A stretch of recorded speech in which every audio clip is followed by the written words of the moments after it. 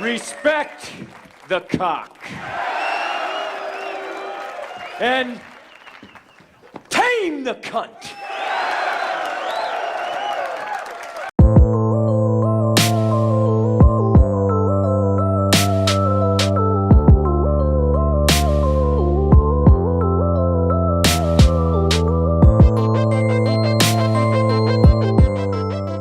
Magnolia is written and directed by Paul Thomas Anderson, and it stars Julianne Moore, Tom Cruise, Philip Seymour Hoffman, John C. Reilly, and William H. Macy. So needless to say, this film has an absolute stellar cast, and it's actually pretty awesome too, because a lot of these actors were also in his previous film Boogie Nights, so it was really interesting to see all those actors return to this film as well. So for those who don't know, Paul Thomas Anderson is one of my favorite filmmakers of all time, and he might just be my favorite contemporary director as well. There Will Be Blood is one of my favorite films of all time, if not my favorite film of all time. It's always an ongoing battle between There Will Be Blood and A Clockwork Orange. Sometimes, some days I really never know. But I just love all the films that I've seen from him. Obviously, There Will Be Blood, I think, is a perfect film. Phantom Thread, I think, is a masterpiece as well. I think that film went way underlooked. I think if you haven't seen it, you should definitely check that film out. Boogie Nights is obviously a classic. I love that film. Punch Drunk Love might be one of my least favorite films, but it's only within the standard of his filmography. It's still a fantastic piece of filmmaking. The Master, another fantastic Paul Thomas Anderson film that I saw within the last 5 months, I believe. I actually have a scene analysis on There Will Be Blood. It's a scene of Daniel's baptism. I'm actually quite proud of that video. A lot of the videos that I make, sometimes I really regret putting them out because I just think they're cringe. But that specific video I am really proud of, and I wish it had more views, so if you haven't seen it, please go check it out. I'll probably put it at the end of this video. So obviously I was really pumped up to see this film. I was obviously looking forward to this film for a very long time just because it's from Paul Thomas Anderson. So I finally checked it out on Netflix. It's on Netflix, guys, so pretty awesome little perk there if you have Netflix. And why is Paul Thomas Anderson so damn good? Like, it's just... I almost get pissed off just at how talented he is at his craft, because, you know, as someone who is an aspiring filmmaker and has only made a few short films, it's like whenever I watch a Paul Thomas Anderson movie, I get just a little frustrated because I know that within my own standards, just like I am never going to be as talented or as great as Paul Thomas Anderson. Like, even if I do become successful and I make a lot of great films, I'm never gonna feel like I've ever reached the same amount of success and the same amount of genius from a filmmaker like Paul Thomas Anderson, because he's just this guy. I just feel like he is not only is he such a brilliant director, but his writing is just so incredible. Every film that he makes they have such distinct characters with their own personalities and their own kind of thematic relevance to them. And it's just all of his films are so incredibly engaging from start to finish. And this is a 3-hour movie, 3 hour and 8 minutes to be exact. But he manages to always keep my engagement throughout the entire film, because I'm just absolutely glued to the kind of style and structure and the kind of performances that he really brings out of his actors every single time I watch one of his films. And Magnolia is no exception. This film is really incredible, guys. It takes that kind of Alejandro Gonzalez Iñárritu type of structure, where you have these different stories from different characters that, you know, they have their own thing going on, but they're all related in a way, they're all connected in a certain way. And I thought it took that premise and really utilized it to the best of its ability, because it just, not only is it really engaging and really entertaining in terms of its narrative and the characters, but this is such a thematically enrichful film. This film is ultimately just trying to capture the sheer insanity of life. And but what I love about that is that the fact that it's tackling life in a really enrichful way, it has so many different concepts and themes regarding life in general. Like, there's the main one being, honestly, coincidence. I think coincidence is a gigantic part of this film. But not only in life are there things that are absolutely coincidental and just really odd, but things also align in really weird ways, even though everything does seem pretty chaotic and random at the same time.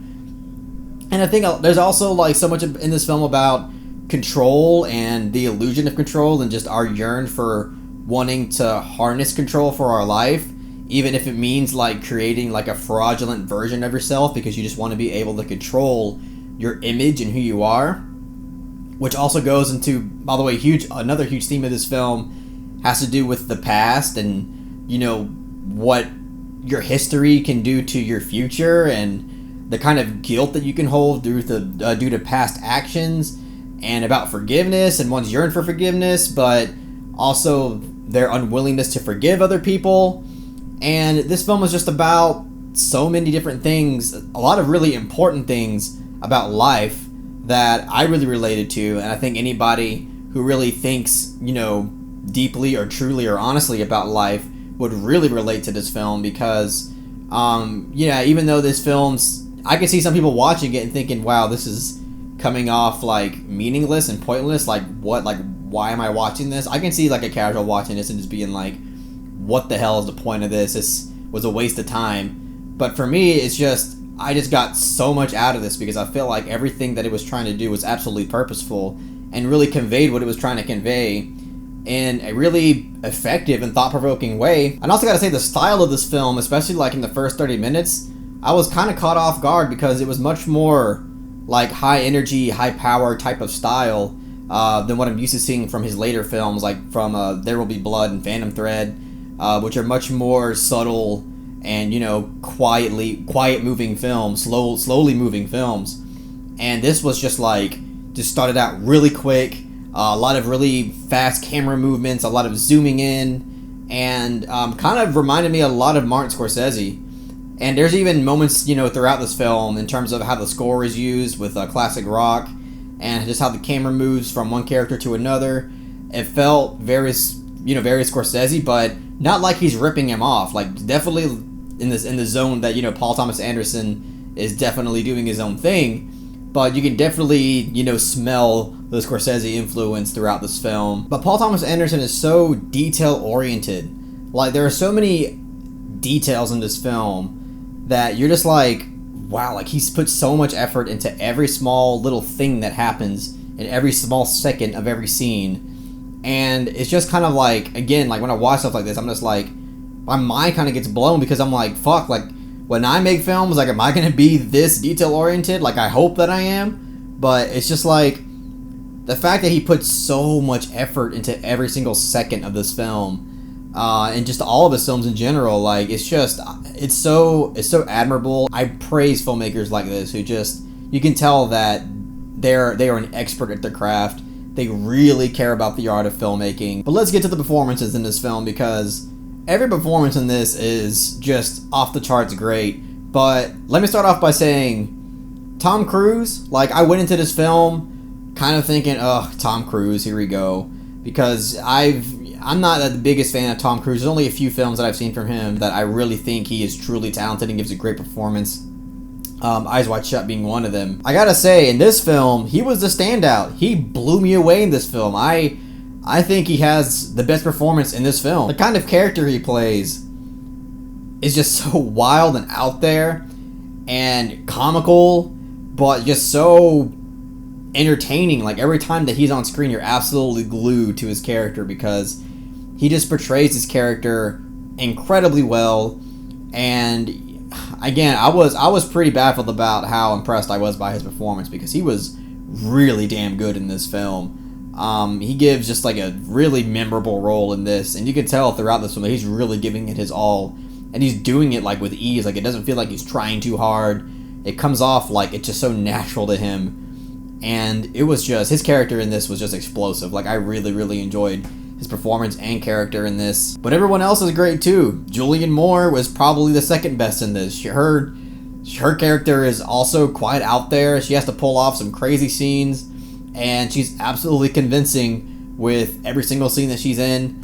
And all the other actors, I mean, William H. Macy, Philip Seymour Hoffman, they were all fantastic in this film. John C. Reilly's good for what he's trying to do and what the character is trying to portray. He does a great job as well. Yeah, all the acting in this is off the charts, but I mean, it's Paul Thomas Anderson. Like, all of his films just have incredible acting in it, so you have to give him praise for that too. I mean, yeah, he has A-list actors, so but you still have to direct them in a way, and write down on paper exactly what you would want, because then it really helps them embody the character in the way that you want them to embody it. And so huge praise to Paul Thomas Anderson, huge praise to the actors, especially Tom Cruise. He was absolutely insane in this film, and I gotta say, I think I gained just a little bit more respect for him just from this film alone. But I will say this, guys, I don't think that this is a perfect film. There are some things about it that, honestly, more in the third act that I'm still like on the fence about, and I kind of have mixed feelings about. One of them has to do with frogs being an aspect of the film, and the other one has to do with characters singing. And I don't know, like, those two aspects of the third act kind of felt a little forced. Like, I understand the thematic purpose and the thematic relevance of those things, but I just felt like narratively, I'm not sure if I'm fully on board with it. Like, it felt, again, if it didn't feel all that natural to the film. But those things, it's a 3-hour film, a 3-hour and 8-minute film, and of course, the longer the runtime, the more odds you have of maybe doing something that an audience member or a critic may not like. But it's still needless to say that I think this is still quite a brilliant film. I love the themes in this film. Like, that's one of the things that I just fell in love with in terms of this film, is just the themes. Again, like control, nature, chaos, coincidence, love. Like, this film is also huge on love and forgiveness and guilt and the past and your history, and how the sins of the father always seem to roll down to the son, even though it's not fair. I don't know, this film just tackled a lot of, at least what people like me think a lot about when it comes to life in general, and I love how the film tackled all those things. So I'm gonna give Magnolia a 9 out of 10.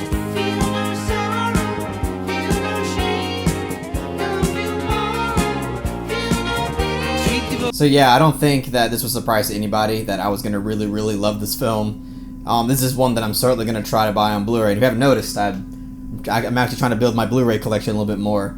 But I'm definitely going to be buying this one on Blu-ray soon. I'm sorry, but just owning digital copies of things, like, I know I'm kind of a boomer, I guess, when it comes to that, but I like having my physical copies, okay?